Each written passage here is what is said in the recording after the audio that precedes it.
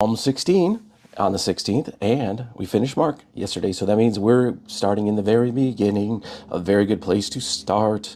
When you, sing, you begin with Do, Re, Mi. When you read the Bible, you begin with Genesis chapter 1. In fact, Genesis chapter 1, thinking about singing that song and Sound of Music, you think of Genesis 1 on the poetic style that it's written in. It's very beautiful in the Hebrew. Kind of lose a little bit of that in the English because of, it's translation.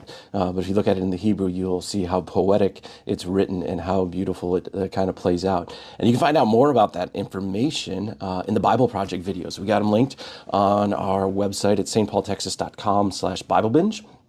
Or you can just search it up on YouTube. Search a Bible Project Genesis.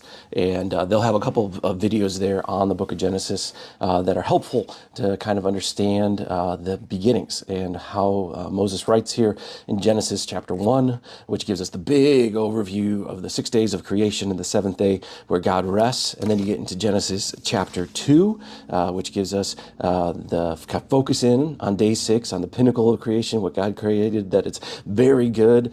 Man and woman created in the image of God. We are those image bearers. It's one of those things I'd love to go back to, that you can understand each person in this world has a worth and has a value because they are created in the image of God. They are image bearers of God himself. And so just something to keep in mind too as you read this. So we got the creation, Genesis chapter 1, 6 days, seventh day, chapter 2, God rests, and then we get a little bit more focused in on the creation of man and woman, and then right away we get to the fall, Genesis chapter 3. And even though it says temptation and the fall and the part of mine and sin and its consequences, I wish there was another title in there too. Sin and its consequences and God's promises. God's promises to still be faithful even in the midst of our unfaithfulness. And he gives them those promise right away right after the fall in Genesis chapter 3. So let's look a little bit at Genesis 3, and Psalm 16 is also a really good one. Had a hard time deciding which one to go to, and we're going to talk, Pastor's going to talk some more about Genesis, this whole first section, Genesis 1 through 12, especially when we get to Abraham. This is an important first character that comes up, and God's promises and blessings that he promises to Abraham. So let's look at Genesis chapter 3, verse 1. Now the serpent was more cunning than all the wild animals that the Lord God had made. And he said to the woman, "Did God really say, 'You can't eat from any tree in the garden?' And the woman said to the serpent, 'We may eat the fruit from the trees in the garden, but about the fruit of the tree in the middle of the garden, God said, you must not eat it.'" Excuse me. I'm allergic to Nashville. I'm coming back to the valley today. "Or touch it, or you will die." "No, you will not certainly die," the serpent said to the woman. "In fact, God knows that when you eat of it, your eyes will be opened, and you will be like God, knowing good and evil." The woman saw that the tree was good for the food and delightful to look at. It was desirable for attaining wisdom. So she took some of its fruit and ate it. She also gave some to her husband who was with her, and he ate it. Then the eyes of both of them were open, and they knew they were naked. So they sewed fig leaves together and made coverings for themselves. That's always a hard section to read, right? Don't you read that and say, what if they didn't make that choice? What if they didn't eat that fruit of the tree for which God forbid them not to? What if the tempter didn't come? A lot of what ifs come in when we read this, at least in my mind, maybe your minds too.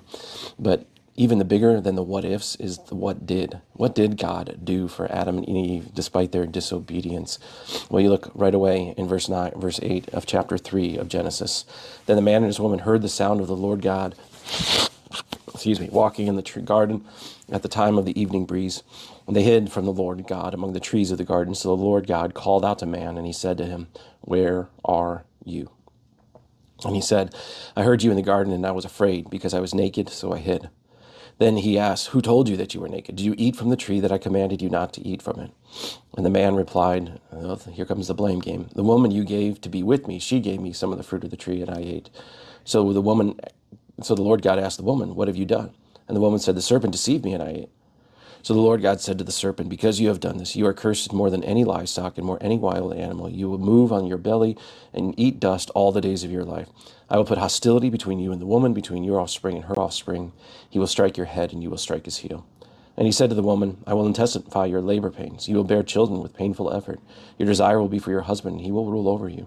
And he said to the man, because you've listened to your wife and ate from the tree about which I commanded you, the ground is cursed because of you.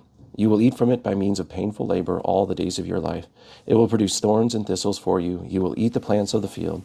You will eat bread by the sweat of your brow until you return to the ground, since you were taken from it. For you are dust, and you will return to dust. And the man named his wife Eve, because she was the mother of all the living. And the Lord God made clothing from skins for the man and his wife, and he clothed them. And the Lord God said, since the man has become like one of us, knowing good and evil, he must not reach out and take from the tree of life and eat and live forever. So the Lord God sent him away from the garden of Eden to work the ground from which he was taken. And he drove the man out, stationed the cherubim and the flaming whirling sword east of the Garden of Eden to guard the way to the tree of life. And we can focus on a whole bunch of different things in these passages, whole much to unpack. The one thing that I always am amazed by, verse 21, that the Lord God made clothing from the skins of the animal and his wife. He clothed them. The very first sacrifice, the very first death that we read about in the scriptures is the death of this animal that was killed to provide clothing for the man and the woman, a sacrifice in order to protect them and shield them. And just a foreshadowing of the even greater sacrifice that God himself will make as Jesus Christ giving his life as a ransom for many, willingly, for all of Adam and Eve, and for all of their children, that we cling to that righteousness, not of our own works, but of that which Christ does for us. So Genesis is our next book that we're tackling. We're going to keep going through Psalms. We're going to be there for a while, but I hope you enjoy your time in the book of Genesis. Chapters 1 through 3 are the reading today. I gave you Genesis 3, and also jump over to Psalm 16, some encouraging words maybe for you there as you think about the place that God has you positioned this day. He's got me positioned in Nashville and making my way back home to the RGV tonight, and look forward to being back with you all soon. God's blessings to you on this journey, and be sure to check out those Bible Project videos on the book of Genesis too. I think it'll help you as you take this next step in following Jesus and in being in his word. May that word be a lamp to your feet